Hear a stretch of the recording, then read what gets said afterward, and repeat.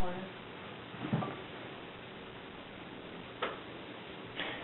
this is a demonstration of how to do the moose call on a Tumbadora. So, you hold your finger like this, and you don't want to apply a lot of pressure. You just want to put it on and put just enough. Sometimes it helps. If you hit the head, just do an open tone, and then use your finger like that and just slide it across. If you have trouble, you can lick your finger, and that actually helps too. But sometimes you'll get the higher one.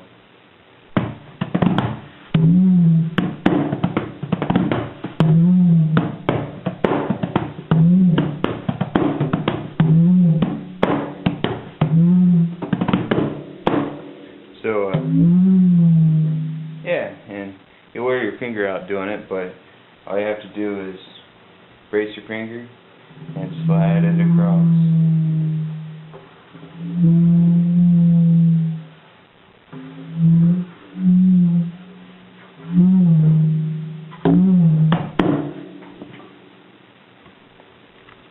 And it doesn't matter what kind of head you have. This is a Remo new skin. You can do it with stock LP heads, mule heads, whatever.